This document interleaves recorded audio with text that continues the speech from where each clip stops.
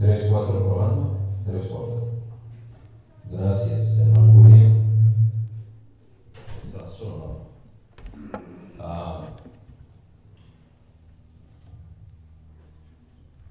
Vamos a nuestra Biblia, hermano. 1 de Juan 5. Y vamos a leer juntos el versículo 21. 1 de Juan 5. Versículo 21. Lo vamos a leer 2 veces. Hagámoslo todos a una voz. Es un breve versículo. Así es que vamos a leerlo. Dice la palabra de Dios así: hijitos, guardaos de los ídolos. Amén. Una vez más. Dice la palabra de Dios así: hijitos, guardaos de los ídolos. Amén.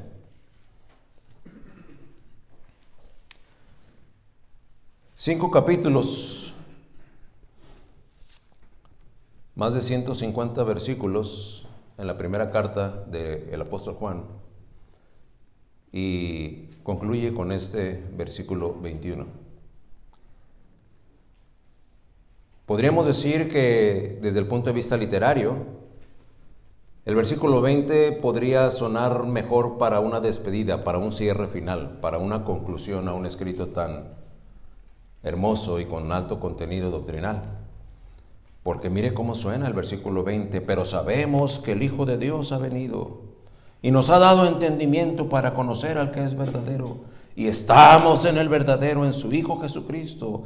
Este es el verdadero Dios y la vida eterna. Amén. Pero el Espíritu Santo inspira al escritor para que no concluya con el 20.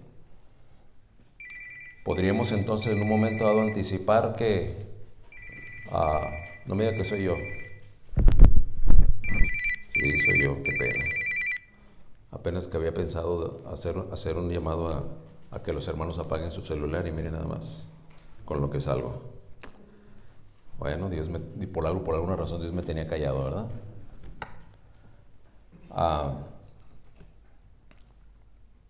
Pero no es con este versículo 21 con el que decide concluir su carta. No sé, ya no se usa. Yo creo que ya desde que la era del internet llegó, se quitó la costumbre de escribir, ¿verdad? Postalmente. Agarrar una hoja y con puño y letra, y luego a veces voltear la hoja, y a veces hasta 2 hojas, y luego ya doblarla. Y regularmente esas cartas empezaban con un saludo, ¿verdad? Espero que al recibir la presente te encuentres bien de salud. Y siempre concluía, bueno, pues con deseo de volver a saber de ti, te saluda y te manda abrazos y besos, fulano de tal, ¿verdad? Fulana de tal. Pero había veces que se olvidaba algo en la carta, o había un saludo pendiente que enviar, y entonces se ponía una postdata. Postdata, no sé, a lo mejor los de la era de la internet no saben lo que es una postdata, pero era precisamente un mensaje posterior al mensaje principal, en donde era: y por favor dale saludos a la tía Petra. O una postdata, un recado final, ¿verdad? Breve, ahí. Y no se te olvide darle de comer a mi perro, por así decirlo, ¿no? Ya con menos importancia, pero todavía parte de la misma carta, una postdata, ¿verdad? Y besos también a mi tía. Esa era una postdata. Esta porción de la palabra de Dios, el versículo 21, parece una postdata, ¿verdad? Porque ya Juan desarrolló varios temas enfocados en el amor, enfocados en la verdad, enfocados en el verdadero, enfocados en el Cristo. Nos advierte de los anticristos, nos advierte de la identificación del pecado y la práctica del pecado. Y es tanta la abundancia de temas que hay en esta carta, que termina así con el 20 y luego como si fuera una postdata: hijitos, guardaos de los ídolos. Y si pusiéramos una etiqueta de postdata a este último versículo, no creo que estaríamos haciendo mal, pero vamos a encontrar que no, está muy lejos de ser una postdata. Es parte concluyente de una recomendación de alto valor valor doctrinal, valor espiritual y valor eterno. Porque mientras el versículo 20 cita 3 veces consecutivas, no pleonásticas. Usted entiende lo que es un pleonasmo, ¿verdad? Una repetición innecesaria. Eso es un pleonasmo, ¿verdad? Por ejemplo, si usted dice, pues ahorita nos vamos a salir todos para afuera, es un pleonasmo.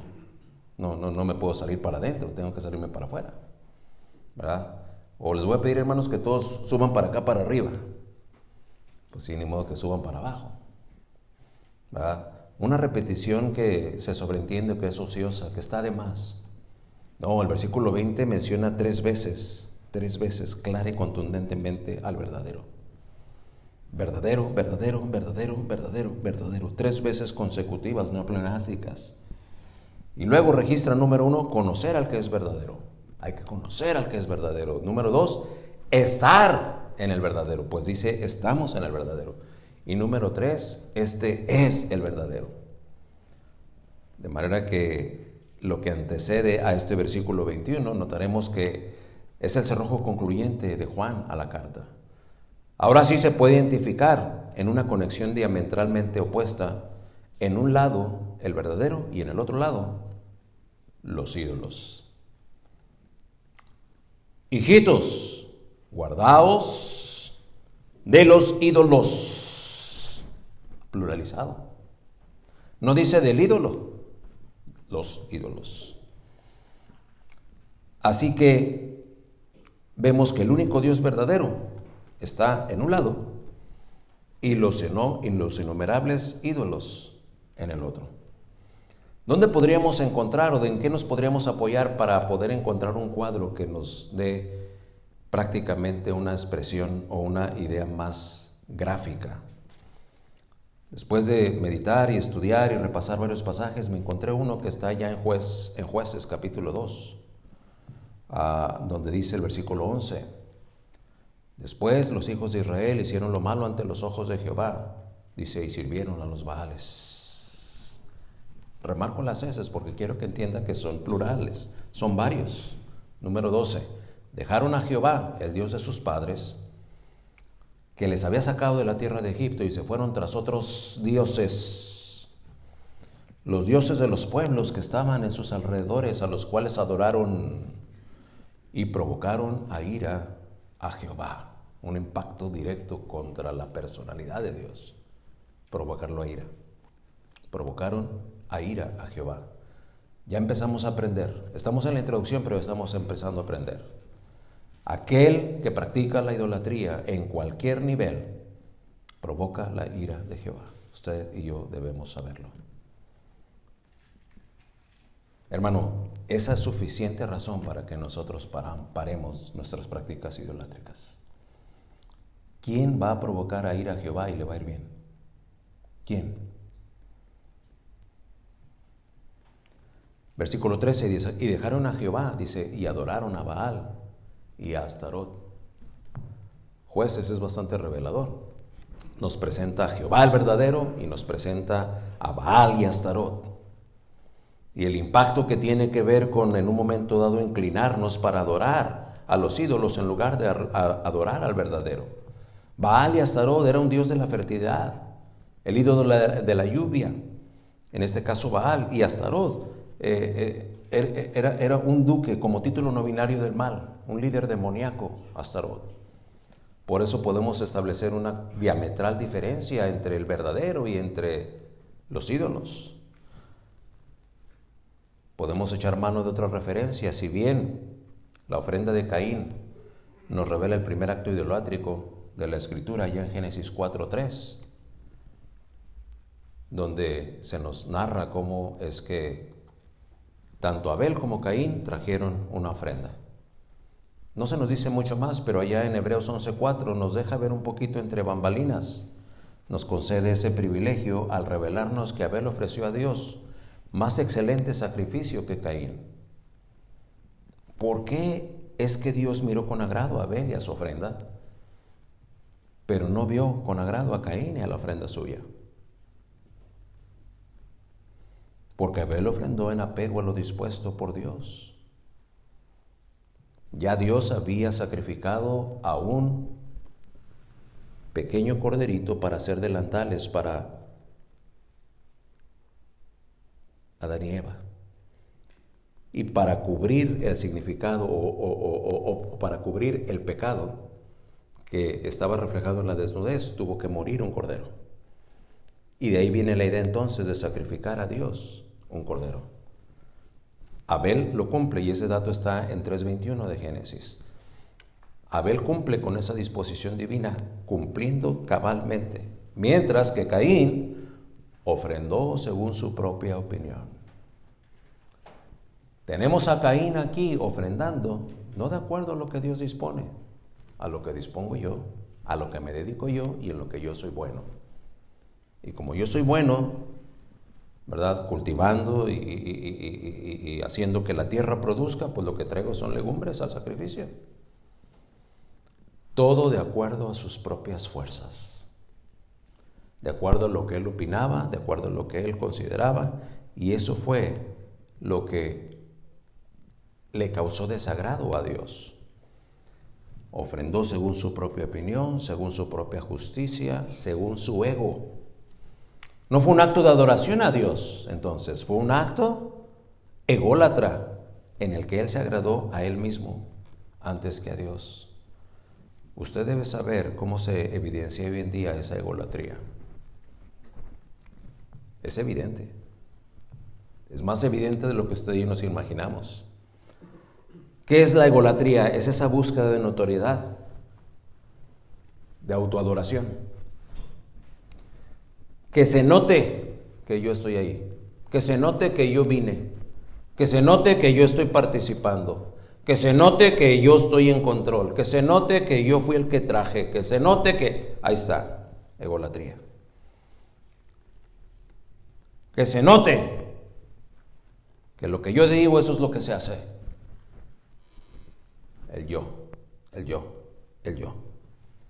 Lamentable, pero el ego en este tiempo bien puede encabezar la lista de los ídolos contemporáneos, acerca de los que Juan, claro, inspirado por el Espíritu Santo, nos ordena. Guardaos de los ídolos.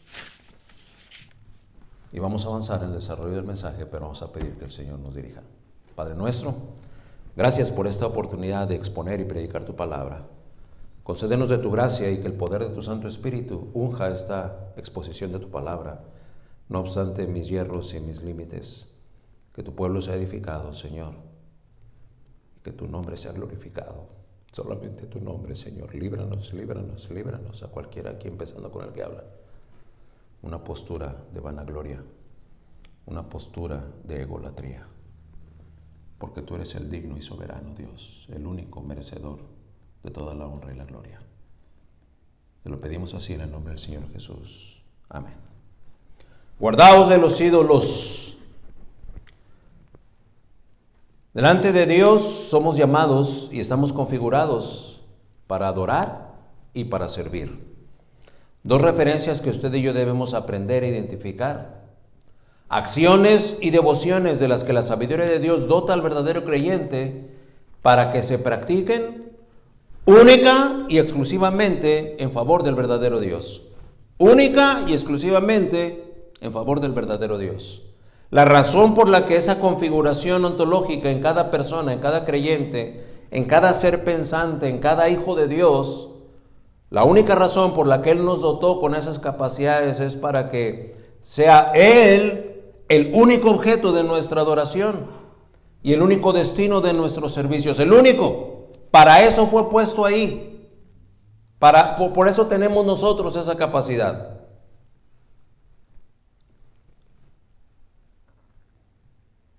Él está esperando entonces que esa adoración y ese servicio sean rendidos únicamente a Él y no en favor de los ídolos.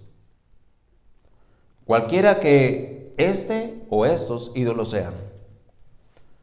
Cuando Moisés allá en el monte Sinaí, ¿verdad? Si usted tiene tiempo, lea el capítulo 19 y el 20 de Éxodo. Recibe de Jehová los 10 mandamientos para los suyos. es de llamar la atención el orden que guarda la advertencia contra la idolatría.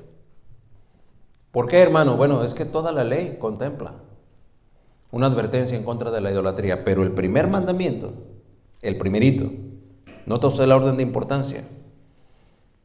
Éxodo 20, versículo 3. No tendrás dioses ajenos. Otra vez. Ahí está el plural. Y dioses está con minúscula. No tendrás dioses ajenos delante de mí. Ya el versículo 4 sigue diciendo ni imagen ni ninguna semejanza. Luego dice ni en el cielo, ni en la tierra. ¿Qué más dice, hermana Garza? Ni en las aguas, ni debajo de la tierra. ¿No entendiste, israelita? ¿No entendiste, creyente? ¿No entendiste, hijo de Dios? Bueno, déjame decirte qué significa esto, versículo 5, que no te inclinarás para adorarlas. No las honrarás para priorizar tu servicio. Y de acuerdo a la conclusión de ese versículo 5, si eso hiciera sería señal, y este es Dios hablándole a Moisés, de que me aborreces. No está en mi bosquejo, hermano, pero déjeme traer una breve aplicación. No está en mi bosquejo. Soy responsable de lo que el Señor me está haciendo percibir en este momento. ¿Sabe cuál es la principal razón por la que usted no llega temprano a los servicios? Porque tiene otra cosa más importante que hacer. Le resulta más importante terminar ese cuantioso desayuno que se preparó. Le resulta más importante pasar a hacer una diligencia antes de llegar a la iglesia. Le resulta más importante quedarse otro tiempo de descanso. Y entonces, eso, sea lo que sea, es un ídolo. Y cuando nosotros estamos haciendo eso, estamos priorizando otras cosas por sobre la devoción a Dios. Yo no sé cuántos se han dado cuenta.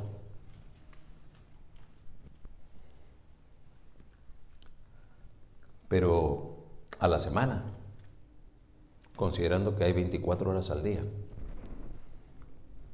¿ok?, se tienen 168 horas para vivir.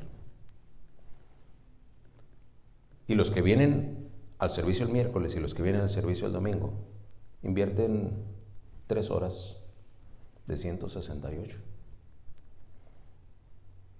De 168.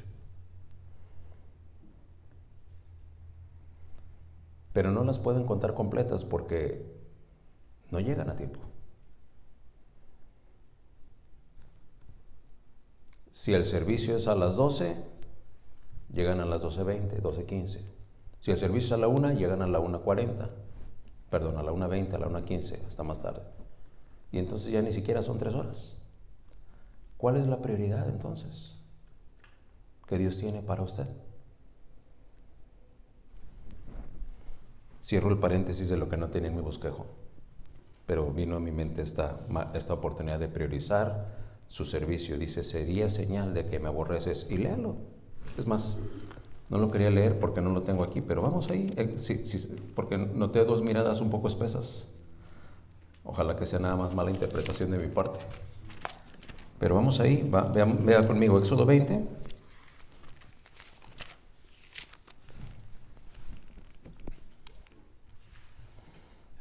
Al final del versículo 5, cuando dice no te inclinarás a ellas ni las honrarás, está diciendo la parte primaria del versículo, pero vamos a brincar a la última parte donde dice, y 4ª generación de los que me aborrecen. Me aborrecen. Guardaos de los ídolos. Ahora, armonizando lo que Dios nos revela ahí en Jueces 2, versículo 11 al 13, que ya citamos y leímos, en lo que servir y adorar se refiere, veremos que son verbos que sobresalen en el texto a favor de los ídolos.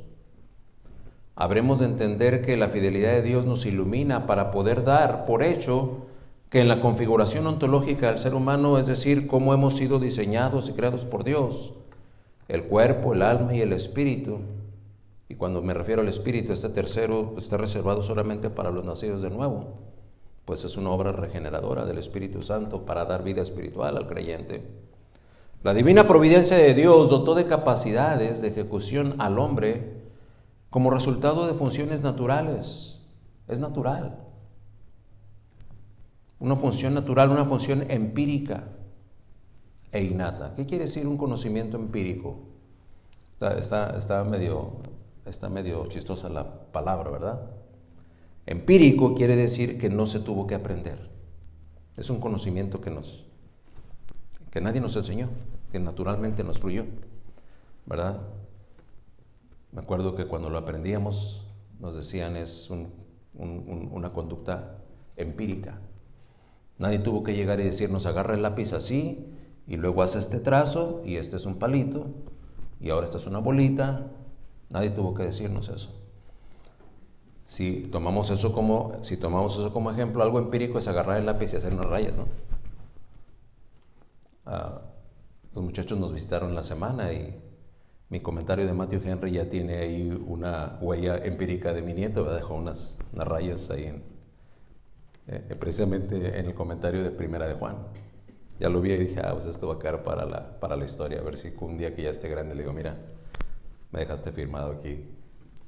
Esa es una conducta empírica, nadie se la enseñó, ¿verdad? Él descubrió solo que esa cosa raya, y a lo mejor no entiende lo que es una raya, pero ya hizo garabatos ahí. ¿Okay? Esa es una conducta empírica.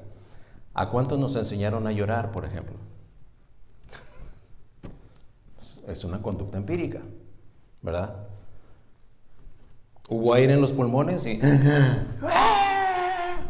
nadie a ver, bebé, vas a empezar a llorar, bebé, ¿ok? A ver, a las 3 vas a agarrar un buen de aire, a ver, ¿cómo agarras aire? Así, mira, voltea a verme, y ahora sí, grítale con todo. No, nadie lo enseñó, lloró, empírico, ¿verdad? E inclusive este también se considera una conducta innata, es decir, que es de origen de nacimiento. Cuando empezamos a comer, ¿verdad? Mamar, una conducta empírica, ¿verdad? No pasó mucho tiempo para que de una manera milagrosa ese bebé entendiera que al estar en el pecho de mamá iba a obtener un suculento bocado si solamente empezaba a mamar. Esos son conductas empíricas o innatas. Pues así, innata es la tendencia a adorar y a servir en el hombre. Cuando nosotros entonces abordamos y entendemos que en un intento de armonizar esa tendencia pecaminosa que ya en Jueces nos relata la palabra de Dios en favor de Baal y Astarot, ese conocimiento empírico, esa conducta innata, son las que consciente o inconscientemente todo ser pensante lleva a cabo. Y en ese orden, primero adorar, note usted, ponga atención aquí, y luego de identificarse al límite de su capacidad con quien adora, segundo, servir a quien adora. Y cuando digo identificarse con la capacidad de quien adora, podemos mencionar algunos ejemplos.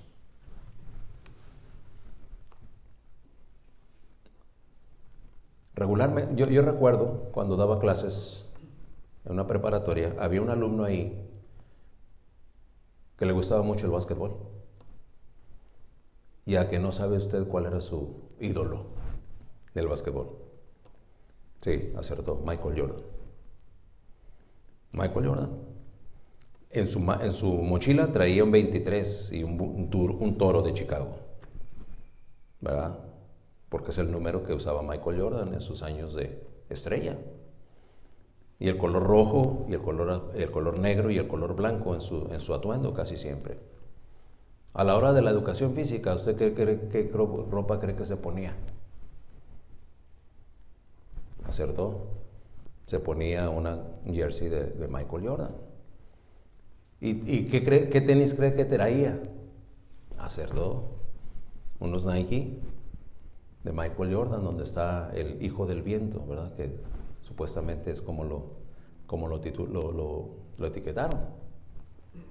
Donde está la figura del perfil de Michael Jordan volando para poder encestar una pelota en la canasta. Ahora, el muchacho era más malo que el veneno para el básquetbol, no daba una.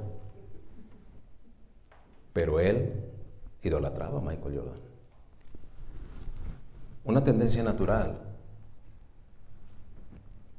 es que aquel que adora a un ídolo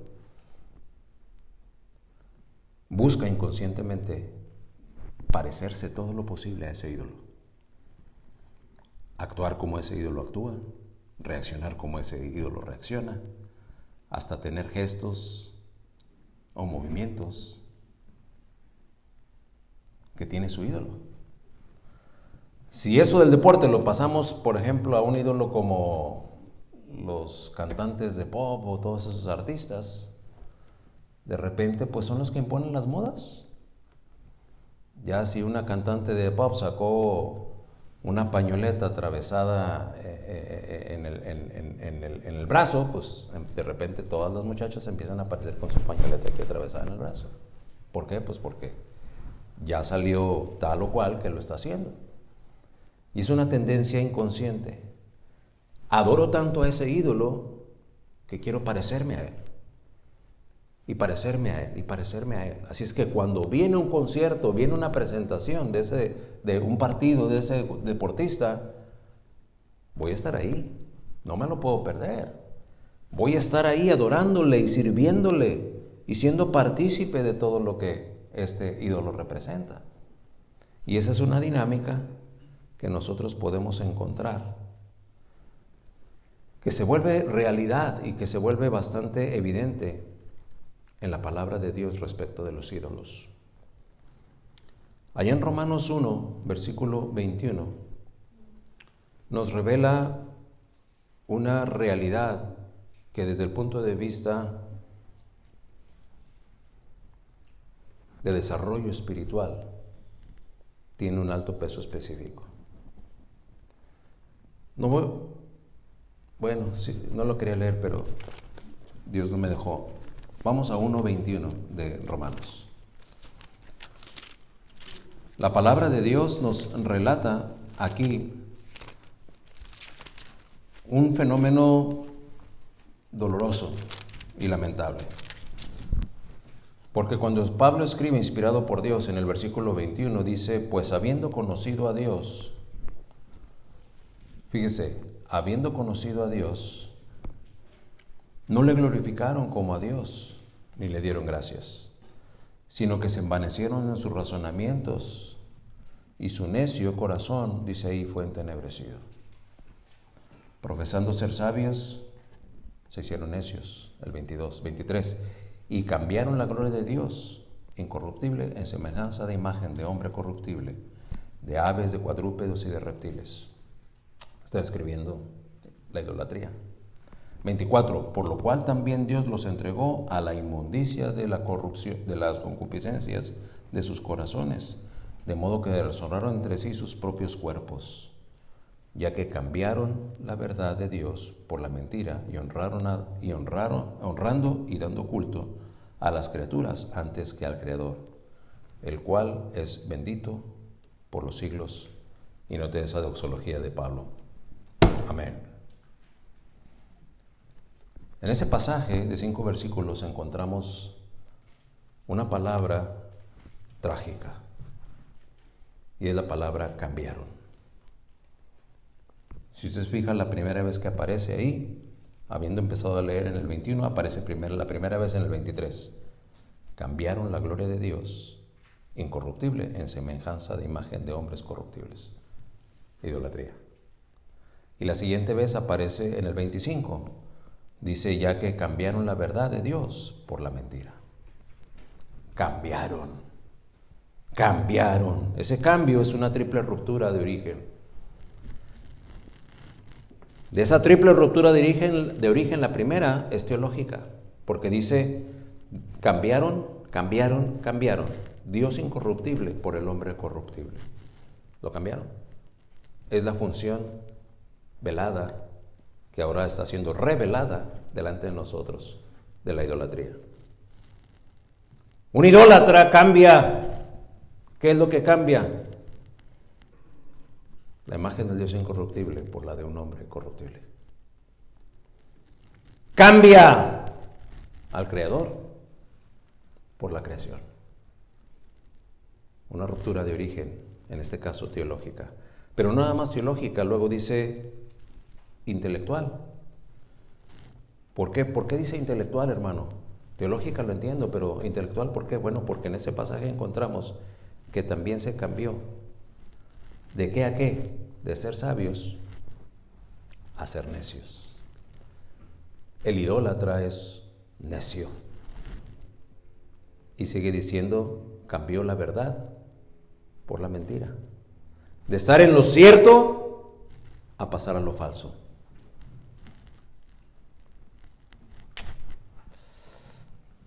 Y número 3, no nada más teológico, no nada más intelectual, pero también práctico. ¿Por qué práctico? Porque siguieron sus propias concupiscencias y deshonraron así sus propios cuerpos. Adoración a sí mismos. Adoración a sí mismos. Adoración a cualquier cosa creada. No está de más lo que Dios revela ya en Jeremías 17:9, cuando dice, engañoso es el corazón más que todas las cosas y perverso. ¿Quién lo conocerá? Porque el engaño debe mediar, ¿para qué? Para que cambie. El Dios verdadero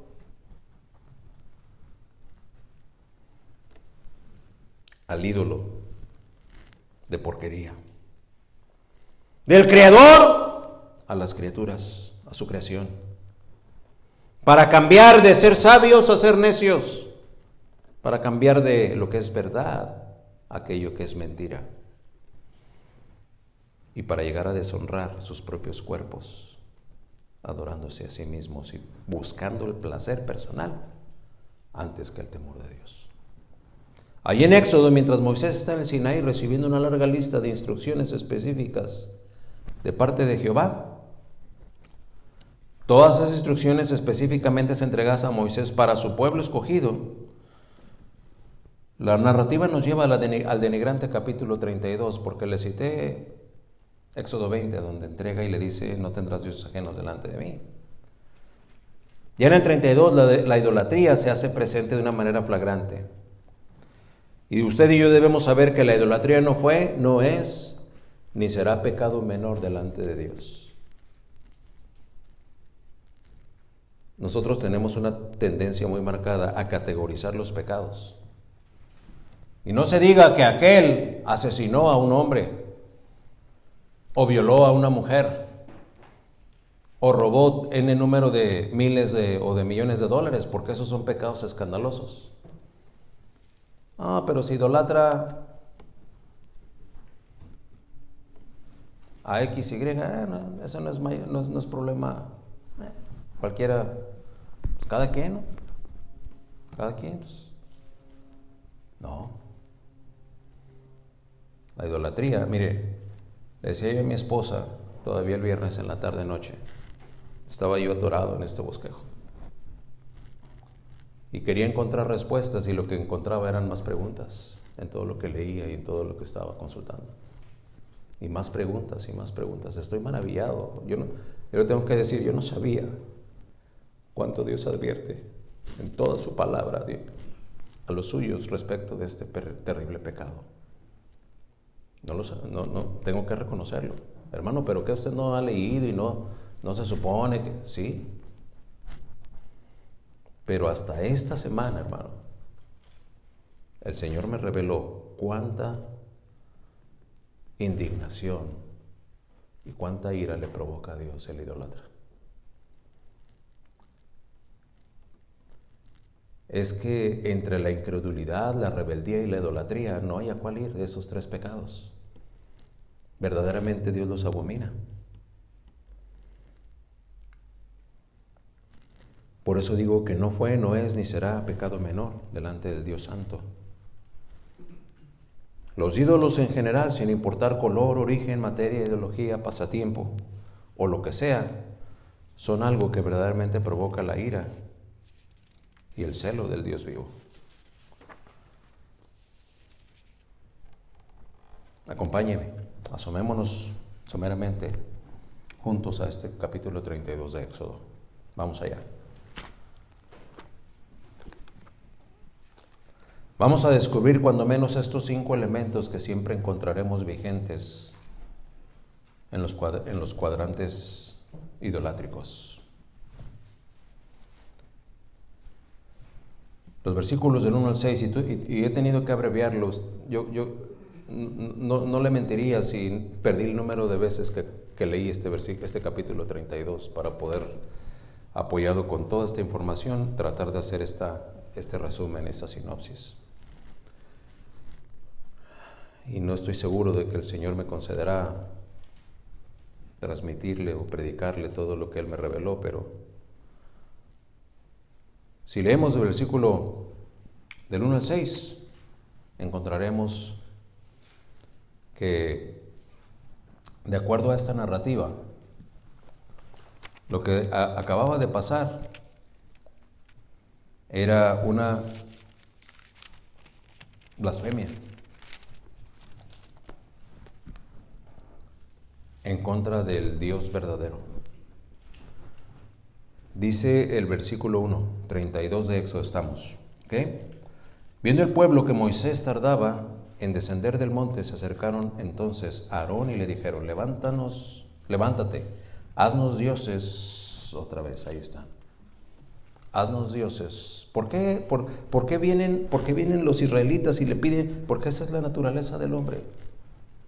Nuestro líder ya se tardó. A través de él es como nosotros podemos adorar a Dios. Él es el que en un momento hace el mediador para que adoremos y entreguemos ofrendas, y no lo vemos. Dale, Aarón, levántate y haznos dioses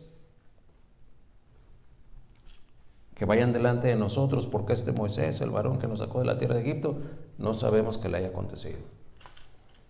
Y Aarón les dijo: ok, apartad los zarcillos de oro que están en las orejas de vuestras mujeres, de vuestros hijos y de vuestras hijas, y traédmelos. Hermano, el trasfondo de este versículo tiene que ver cómo es que en la vida de un idólatra toda su familia es impactada.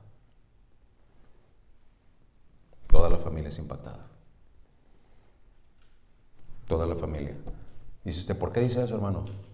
La instrucción de Aarón fue: ve y pídele a tus esposas, a tus hijos y a tus hijas. ¿Qué no es eso la configuración de una familia? ¿Usted se imagina qué le tenía que decir en un momento dado aquel hombre de la casa a su esposa? Oye, vi que traes ahí un collar, pásamelo. Y obviamente la esposa preguntaría: ¿y para qué es? Pues Aarón nos lo pidió, nos va a hacer dioses. A ver, hija, tú también. A ver, hijo, tú también. Permeando esa contaminación en toda la familia. Sigue diciendo el versículo 3. Entonces todo el pueblo apartó los zarcillos de oro que tenía en sus orejas y se trajeron a Aarón. Y él los tomó de las manos de ellos y le dio forma con buril, e hizo de ellos un becerro de fundición. Entonces dijeron: Israel, estos son tus dioses que te sacaron de la tierra de Egipto. Mentira. Mentira. Alrededor de un ídolo permanentemente está ahí adherida la mentira. 5. Y viendo esto, Aarón edificó un altar delante del becerro y pregonó a Aarón y dijo: mañana será fiesta para Jehová. Note usted lo que dice el versículo 6. Y al día siguiente madrugaron y ofrecieron ofrendas de paz, y se sentó el pueblo a comer y a beber, y se levantó ¿a qué? A regocijarse.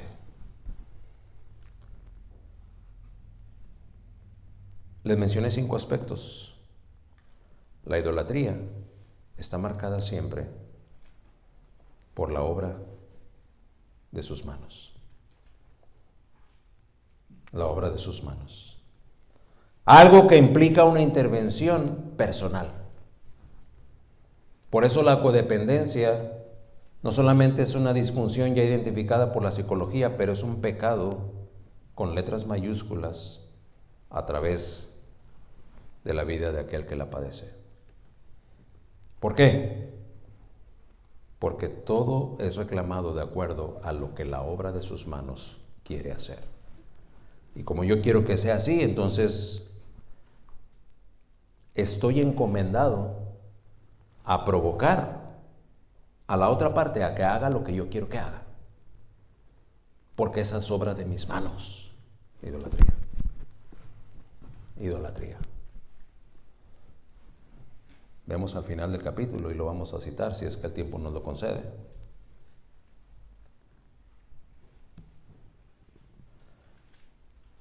Pero cuando Moisés viene y le cuestiona a Aarón y le dice: Aarón, ¿qué estabas pensando que hiciste esto? Es gran pecado en contra de Jehová. Ahí está el retrato de la mayoría de nosotros como idólatras. Aquí dice claramente que él pidió todo el oro, ¿verdad? Y luego dice que labró ese becerro con buril. Tal vez usted no entienda o no sepa qué es un buril. O alguno aquí tal vez sí, ¿verdad? El buril se puede decir que sería una versión primitiva de un taladro. En donde para que un buril primitivo tuviera que funcionar era arduo trabajo. Y luego las destrezas de quien operara ese buril tenían que ser calificadas. No cualquiera era burilista. Tenía que ser alguien que tuviera ciertas destrezas. Y luego para que quedara configurado un becerro que fuera identificado como tal. Esa fue un trabajo calificado y que demandó tiempo y esfuerzo y dedicación y ayuda y todo lo que usted puede imaginarse, obra de sus manos. Pero ya al final del capítulo, cuando viene Moisés y le pregunta: oye, Aarón, ¿qué estabas pensando? Esta es una gran ofensa en contra de Jehová. Aarón, ¿verdad? Ahí viene la excusota. Pues mira, yo no sé, yo nomás les dije traigan oro y pues, lo eché, lo fundí y salió eso. Ay, ay, ay. ¿Cómo retrata al idólatra contemporáneo? No, porque es que está mal, ¿no? O sea, pues yo qué sabía, ¿no? Pues yo vi que así lo hace mi tía, yo vi que así lo hace mi mamá, yo vi que esta dinámica familiar así se ha llevado por todas, pues nomás lo estoy siguiendo. No. Tú has invertido tiempo y esfuerzo. Estás mintiendo.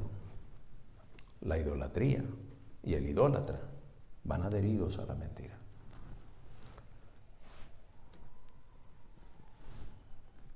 Estos 5 elementos, versículos del 7 a 10, el pecado de Israel no solo fue abominable delante de Dios, sino que también fue inexcusable. Vamos a encontrar ahí que tanto el pueblo como Aarón eran corruptos. ¿Qué tan corruptos? Preguntará usted. Pues tan corruptos como usted y como el que habla. Rebeldes, duros de cerviz, merecedores del juicio y de la santa ira de Dios. Versículo 10 dice la palabra de Dios: ahora pues, ya Moisés estuvo tratando de intervenir por el pueblo delante de Jehová, pero dice el versículo 10: ahora pues déjame que se encienda mi ira en ellos, dice, y los consuma, y de ti haré una nación grande. La corrupción, el pecado flagrante, provoca la ira de Dios al grado de que Él puede emitir un juicio como el que emitió, dice, y los consuma. En los versículos del 11 al 14 es donde encontramos un relato en el que vamos a ver que lo que hemos estado aprendiendo los miércoles, ¡pum!, se presenta. Mire lo que dice el versículo, ¿es el 14? Sí. Dice, entonces Jehová se arrepintió del mal que dijo que había de hacer a su pueblo. Acababa de decir que los iba a consumir, pero hubo una intervención. Y dice el versículo 14 que se arrepintió.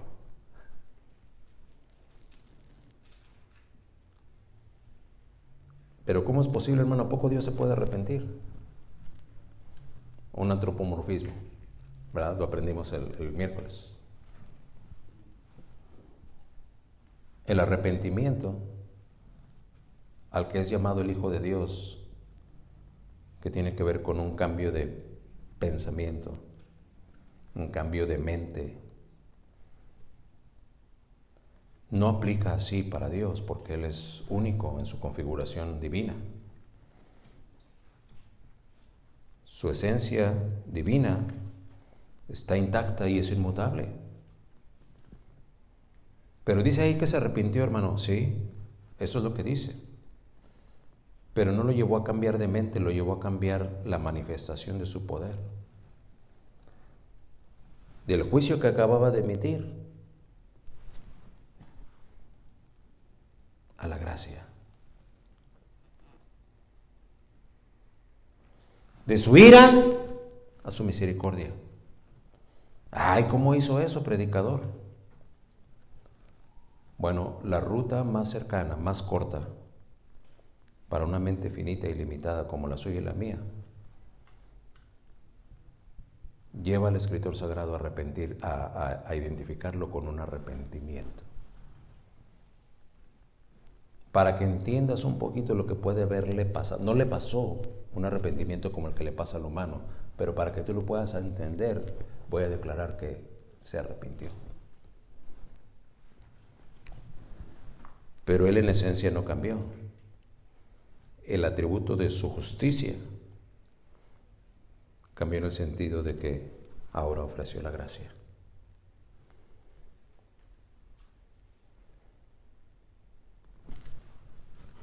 De su ira a su misericordia.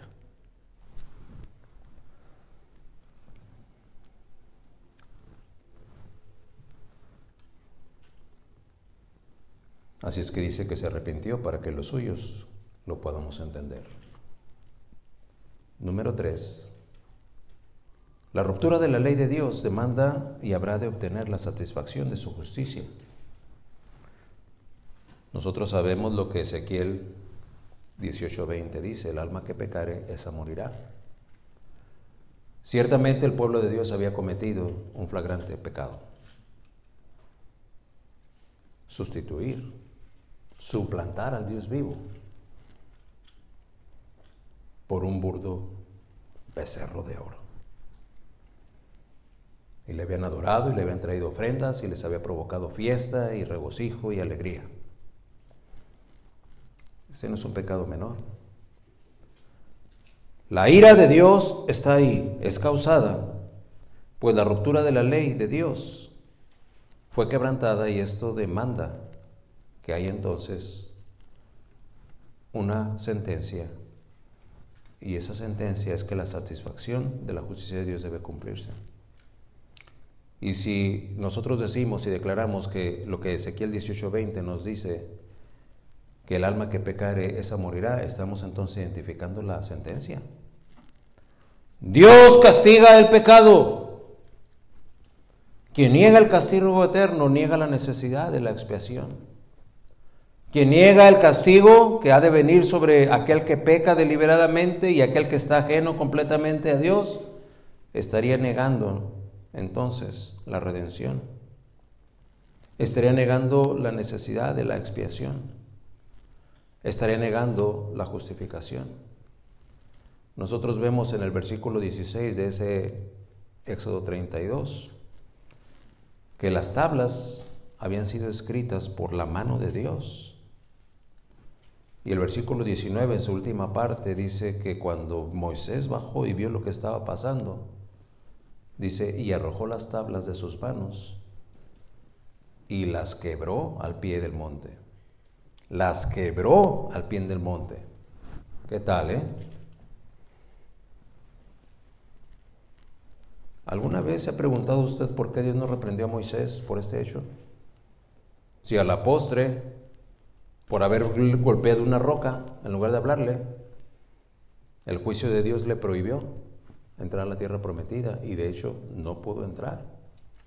Aunque la pudo ver, no pudo entrar, porque el juicio de Dios estuvo sobre él. ¿Por qué? Por haberse airado y golpeado la roca. Pero aquí, desesperado y frustrado, y agarra las tablas de la ley, lo que escribió Dios con su propio dedo, lo avienta y lo quebra. ¿Por qué? Es que Dios no le reprendió por eso. Es que ante la rebeldía del pueblo de Dios, aquella acción de Moisés fue una muestra gráfica de que Dios demanda, pero Dios origina la justicia. Fue considerada por Dios algo parecido a lo que Él mismo hizo en el templo con los prestamistas y los mercaderes. Un celo de santidad, de perfección, que a la postre sería considerada una salvación eterna. El hombre pues no puede obrar, no, podrá aparentar, pero solo es Dios el único que, hablando de su justicia, no solamente la causa, la provoca y la ejecuta. Y eso es lo que nos enseñan los versículos del 15 al 19 de este Éxodo 32. Número 4. No hay reconciliación entre Dios y el hombre hasta que el juicio de Dios se revela y somete al pecador. En otras palabras, para que aquel pecador sea sometido, el juicio de Dios debe serle revelado. Muchos de nosotros sabemos que no hemos sido todavía sometidos porque el juicio de Dios no se nos ha revelado. Esa revelación del juicio de Dios es un arrancar de raíz como para desterrar de la memoria de los israelitas su pecado, pero sometiéndolos al reconocimiento de su horrible transgresión. Usted y yo podremos decir, pues yo no tengo nada que reconocer, yo no tengo nada que confesar, predicador. Yo sé que no. Y yo me voy a poner de acuerdo con usted, le voy a decir, tiene razón. Si usted no tiene nada que reconocer y usted no tiene nada que confesar y usted está seguro de que no, pues yo le diré que no, tiene razón. Porque es a menos que Dios se lo revele. Cuando Dios se lo revela a uno, la cosa cambia. Cuando Dios trabaja en el corazón de aquel, entonces Dios está poniéndole atención a aquel. Dios está ocupándose de él. Dios está obrando en su elección divina para impartir y repartir su gracia. Es como el juicio de Dios alcanza la conciencia de aquel. Y entonces aquel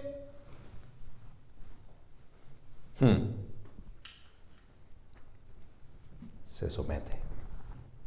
Mientras no va a reconocerlo, no lo va a entender, para él no le va a parecer, va a suponer que bueno, pues sí, pues está bien, si creo en Dios me voy al cielo, pero pues ahorita no quiero creer. ¿Cuál es el problema? ¿Es que no te das cuenta que hay condenación? Pues tal vez, pero pues yo sí estoy bien. ¿Por qué es esa postura? Porque el juicio de Dios no ha intervenido. Y eso Él solamente lo hace desde su soberanía. La vida eterna se va a recibir siempre y cuando Dios revele el pecado. En lo que los versículos del 20 a 26 encontramos es una figura de esta verdad teológica, es una alegoría muy bella. Porque hubieron de tomar su iniquidad diluida en el agua Inmediatamente después de este acto, la confrontación viene. Y vamos a leer, mire, ponga atención, lea conmigo, así se va a despabilar y vamos a poder terminar. Dice la palabra de Dios ahí en versículo 20 de 32 en Éxodo. Y tomó el becerro que habían hecho y lo quemó en el fuego y lo molió hasta reducirlo a polvo que esparció sobre las aguas y lo dio a beber a los hijos de Israel. El resultado de su pecado idolátrico fue desbaratar y moler el oro y revolverlo con agua. Y luego esa solución de agua con el material con el que se había hecho el becerro fue dado a beber a los hijos de Israel. Ahora te lo tragas. Y dijo Moisés a Aarón: ¿qué te ha hecho este pueblo que has traído sobre él tan gran pecado? Ahí viene lo que les decía hace ratito, 22. Y respondió Aarón: no se enoje mi señor, tú conoces al pueblo que es inclinado al mal. Porque me dijeron: haznos dioses que vayan delante de nosotros, porque a este Moisés, el varón que nos sacó de la tierra de Egipto, no sabemos qué le haya acontecido. Y yo le respondí: ¿quién tiene oro? Apartadlo. Y me lo dieron y lo echó al fuego y ¡zas! Salió este becerro. Y viendo Moisés que el pueblo estaba desenfrenado porque Aarón lo había permitido para vergüenza entre sus enemigos, ya les había dado a que se tragasen su pecado, ¿cierto? Ahora viene la confrontación. Se puso Moisés a la puerta del campamento y dijo: ¿quién está por Jehová? Júntese conmigo. Y se juntaron con él todos los hijos de Leví. Fue hasta que se tragaron ese tan grande pecado. Fue hasta que los pecadores habrían de sorberlo, que entonces pudieron contestar a la confrontación de Moisés. El punto número 4 es: reconoce lo que eres. Pecador. Pecador. Número 5. Moisés llevó a cabo una expiación intercesoria y simbólica. Mire lo que dice el 31. Entonces volvió Moisés a Jehová y dijo: te ruego pues, este pueblo ha cometido un gran pecado, porque se hicieron dioses de oro. 32. Que perdones ahora su pecado, y si no, ráedme ahora de tu libro que has escrito. Y Apocalipsis 3:5 nos habla de ese libro que ha escrito. Pero mire,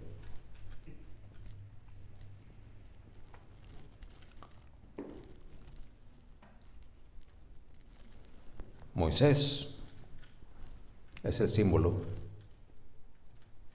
de lo que Cristo había de cumplir de manera real y definitiva en la cruz, porque está pidiendo que perdone el pecado del pueblo y está dispuesto a morir. Dice: raedme de la tierra.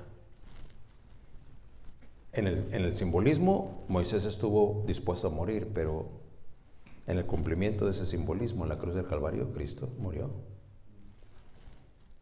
resolviendo así, en el contexto de la eternidad, todo pecado, y así también toda acción idolátrica de los suyos.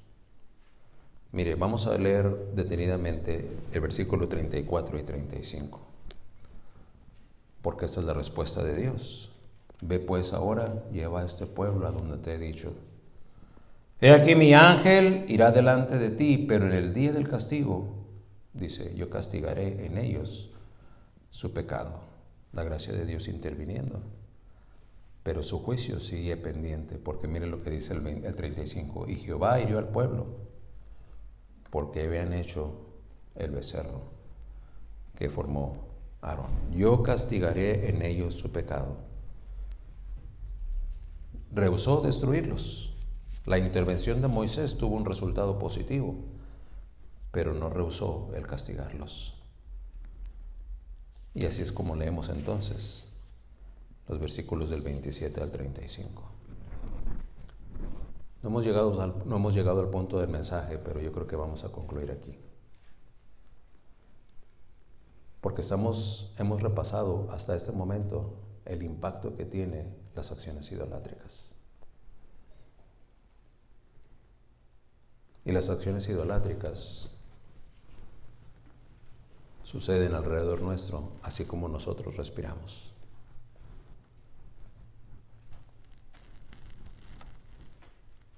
Guardaos de los ídolos.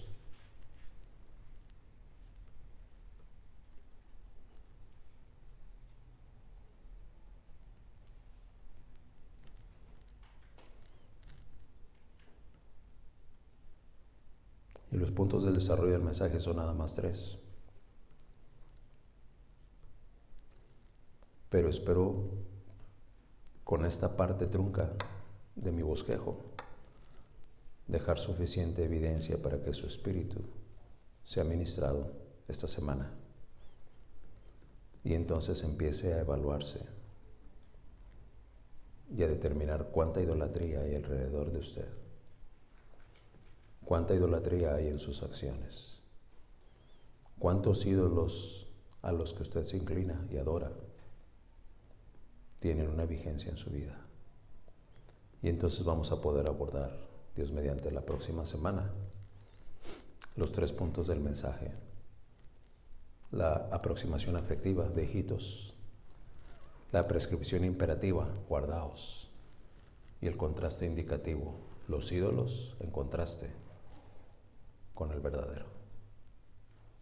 Pero si usted hace ese ensayo esta semana, y lo quiero comprometer con Dios a que lo haga, sin duda tendrá un corazón más dispuesto a recibir el resto del mensaje de este versículo, que todo lo que dice es: hijitos, guardaos de los ídolos. Si lo hacemos así, estaremos haciendo bien.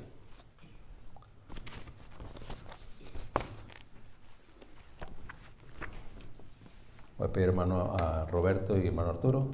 Hermano Arturo, ¿le puede oprimir ahí para que deje de grabar? Pasen al frente y vamos